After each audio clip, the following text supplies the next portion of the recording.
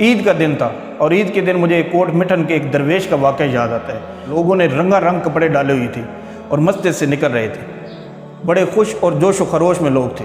بندے جب باہر آتے تھے تو وہ درویش پوچھتا تھا کہ عید کدھر ہے، تو کچھ لوگ اسے بتاتے تھے کہ عید آج ہے، اور کچھ نوجوان لوگ جو تھے، نوجوان نسل جو تھی، وہ اس کا مذاق اڑا رہی تھی۔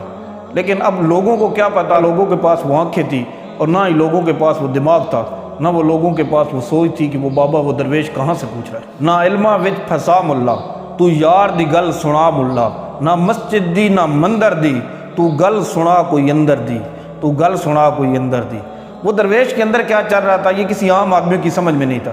وہ لوگوں سے یہی پوچھ رہا تھا کہ عید کدھر ہے، ہر بندہ اسے بتا رہا تھا۔ اتنے میں ادھر سے بابا فرید کا گزر ہوا۔ اب بزرگ کی بات سمجھتے ہیں، بابا فرید کے پاس وہ آنکھیں تھی کہ وہ سمجھ سکتے تھے۔ دکھیاں دی گل دکھیاں جانے، سکھیاں نو کی خبر۔ تو وہ بابا جی سے پوچھتے ہیں کہ بابا جی عید کدھر ہے؟ بابا جی فرماتے ہیں کہ یار ملے جدا۔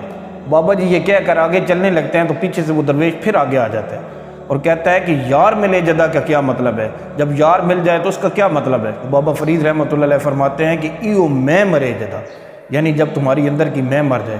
اور بابا فرید رحمۃ اللہ علیہ یہ کہہ کر آگے چلنا شروع ہو جاتے ہیں۔ وہ درویش پھر پیچھے بھاگتا ہے اور وہ کہتا ہے کہ ایو میں مرے جدا کا کیا مطلب ہے بابا جی؟ تو بابا فرید رحمۃ اللہ علیہ فرماتے ہیں کہ یار چاہے جدا، جب یار چاہے تو۔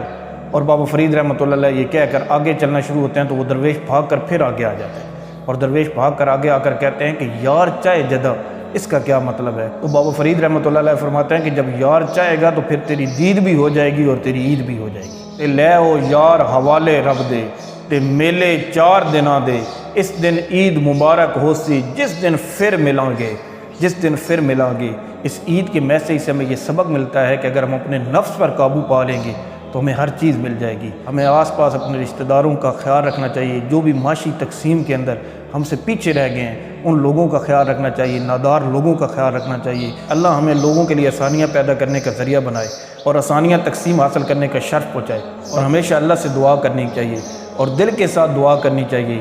کر کرم اپنا کہ آئینے کو بھول جا، ہم تجھے بھولے ہیں مگر تو نہ ہم کو بھول جا۔ وقت کے روندے ہوئے دنیا کے ٹھکرائے ہوئے، آئے ہیں تیرے پاس ہاتھ پھیلائے ہوئے۔